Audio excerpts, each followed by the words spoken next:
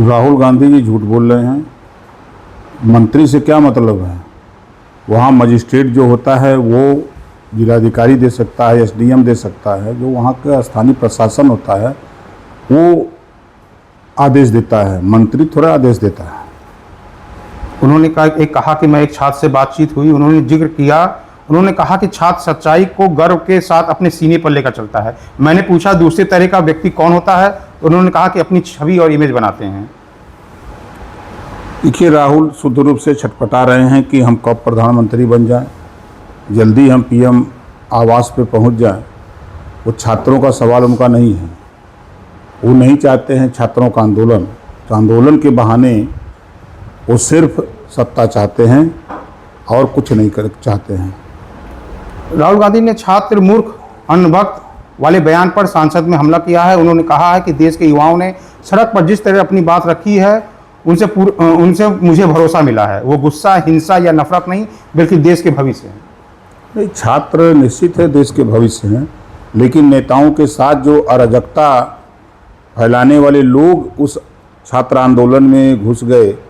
इन नेताओं के जाने के बाद उन अराजक तत्वों ने जो पत्थरबाजी की, पुलिस पे लाठीचार्ज की, पुलिस के साथ अभद्रता की, गाड़ी तोड़ी, ये छात्र का गुण नहीं है।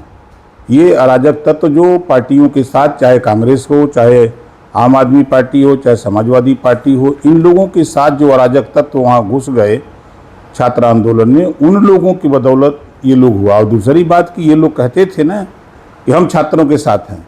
जब लाठीचार्ज हुआ तो आप पतली गली पकड़े भाग गए। आपको वहाँ रोकना चाहिए था ना।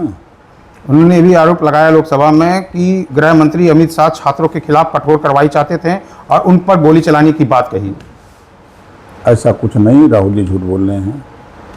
पेपर लीक मुद्दे पर राहुल गांधी मूर्ख वाले बयान पर विवाद, किरण रिजिजू का विरोध है। लोकसभा में पेपर लीक विरोधी विधेयक पर चर्चा में राहुल गांधी द्वारा मूर्ख शब्द का इस्तेमाल किए जाने पर सत्ता पक्ष में कड़ा विरोध जताया। क्या कहना चाहिए? निश्चित है कि वो जो सदन की गरिमा के खिलाफ उनका बयान है। कम से कम मर्यादित बातों को रखना चाहिए। अमर्यादित भाषा का इस्तेमाल सदन के अंदर नहीं होना चाहिए। इस नाते उनका विरोध हुआ है। राहुल गांधी ने भी आरोप लगाया कि शिक्षा व्यवस्था के आत्मा पर आरएसएस का कब्जा है। राहुल गांधी ने कहा कि देश की शिक्षा व्यवस्था की आत्मा पर राष्ट्रीय स्वयंसेवक संघ का कब्जा है। उन्होंने छात्र आंदोलन पर भारत के युवाओं को सतत आवाज बताया। 60 साल तो कांग्रेस की सरकार थी।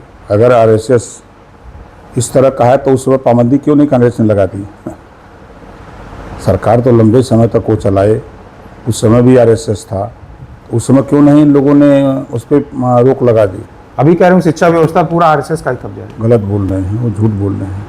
प्रधानमंत्री मोदी के खिलाफ पोस्ट करने वाले एक्स यूजरों को दिल्ली पे पुलिस की नोटिस दी है। क्या कहना चाहेंगे इस पर? निश्चित है, किसी भी देश के प्रधानमंत्री के खिलाफ पोस्ट करना एक गरिमा के खिलाफ है।